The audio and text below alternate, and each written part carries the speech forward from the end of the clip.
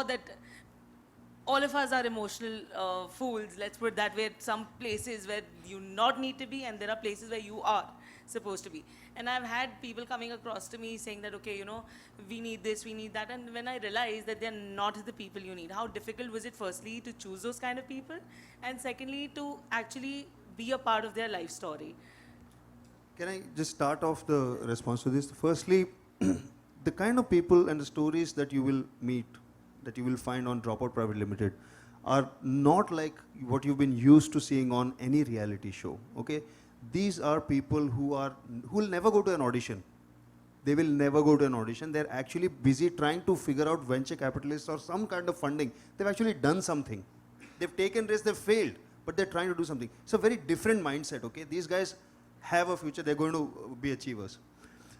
But the real stories of the struggle of parents not believing in you, the system telling you you're going to fail, not knowing how to go about the next step, those frustrations and looking for mentors, those stories are going to come our way. Rajiv and I, we've been obviously in this thing for many years now, decade and a half. We're used to meeting a lot of people, getting their stories, and we know what to expect. I don't think the three of them were ready for the amount of stuff that came at them. It was just actually sitting across a table, but it was moving, and some of them had a tough time.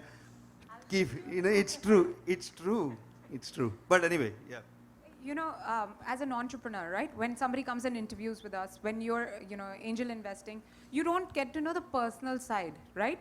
This was very different. We had to get to know the person and see the business as well as that.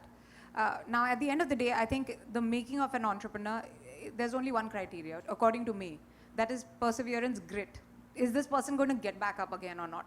Okay, I think that is the most crucial criteria for me. And that was what was the deciding factor. It wasn't, you could have the most emotional story. That was not. And you see it come through in the show.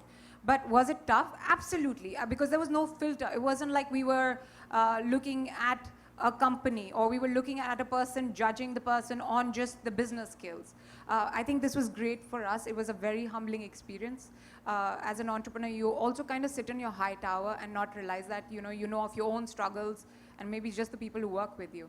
This was brilliant to see this. It was very, very touching. I think you see how much it happened.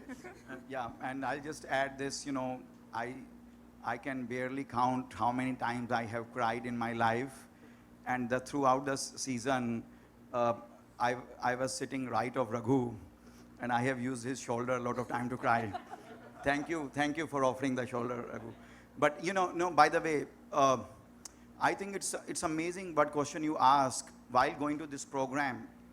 I never, probably, maybe I'm very cold and callous, but I never saw this thing coming.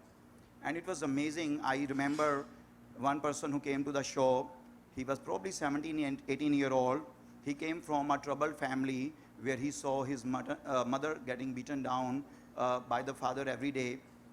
And it was amazing that, for him, actually he grew up watching Raghu and Rajiv as their heroes, as his heroes.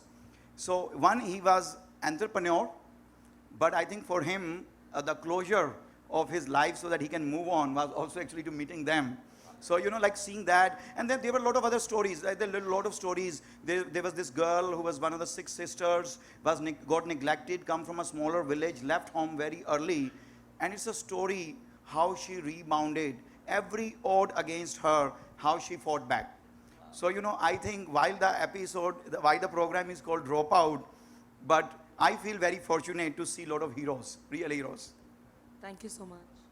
Okay, so we have time for just one last question. Who's it going to be? That boy out there.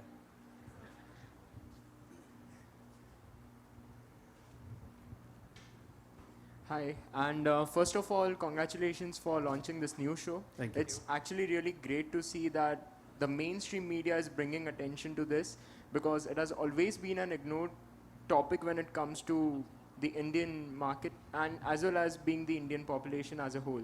So my question is, how did you define a dropout? Did it actually mean someone who has left college suddenly, or is it someone like your promo said, someone who is tired of the system?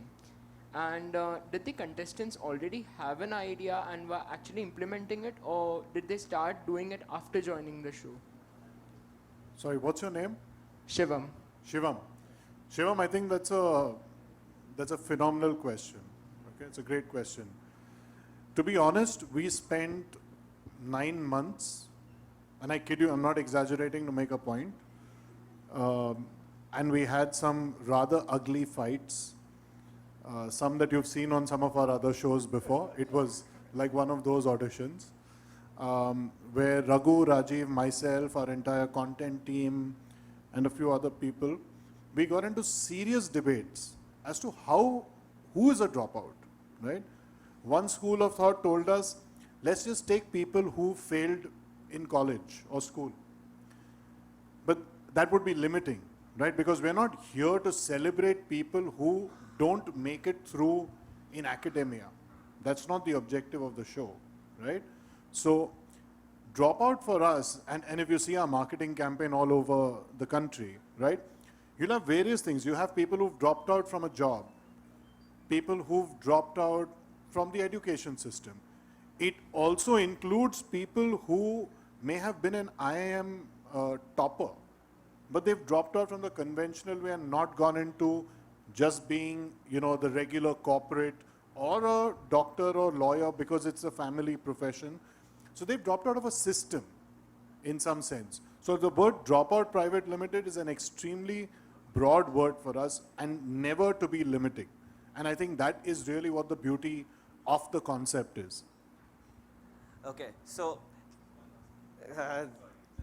okay, fine, let's go for it. So I'm an engineer, I'm a 4th-year engineer. So I'm a very lot of sorry, people- man. Sorry to hear that. How many more years are you going to waste? I'm in the final year last. This one Yeah, more year so- you're going to waste? Yeah, just one last year. You sure you're going to waste it? Yeah, I have to waste it. I have to get the degree, Yeah. unfortunately.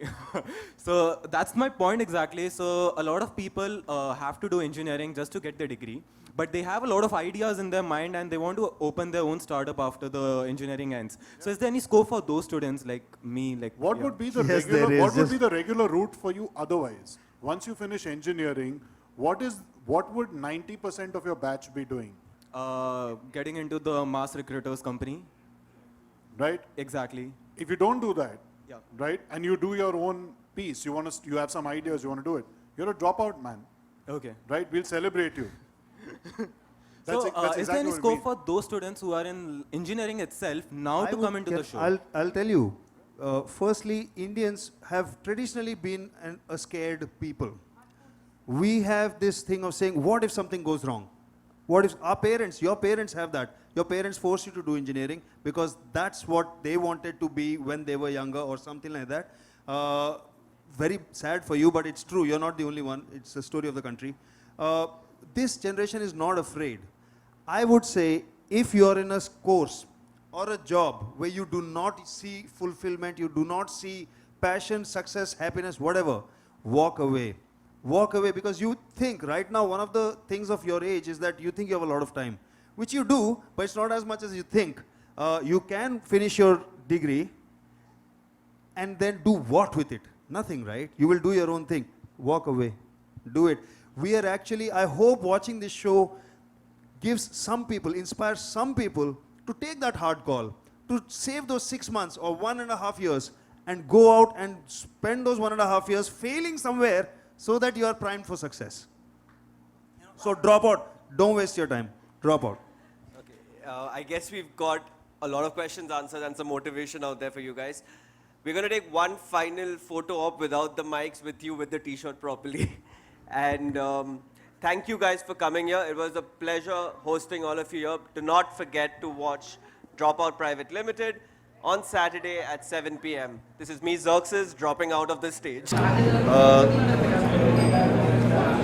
हम राजीव और मैं हमारी company है मोनोलाइव और MTV के साथ हम पहली बार एक ऐसा शो लेके आ रहे हैं जो आज के यूथ के लिए बहुत ही इंटरेस्टिंग है क्योंकि हमारे स्कूल में जैसे बच्चे देखते हैं कि पहले देखते थे कि जो फिल्म स्टार हैं वो हीरो हैं या क्रिकेटर हैं, मैं उनकी तरह बनना चाहता हूँ, मैं सचिन तेंदुलकर बनना चाहता हूँ या मैं धोनी बनना चाहता हूँ। आज की डेट में ये जो हमारी कंपनीज़ हैं, फ्लिपकार्ट हुआ, स्नैपडील हुआ, जितने बड़ी बड़ी कंपनी अपने ड्रूम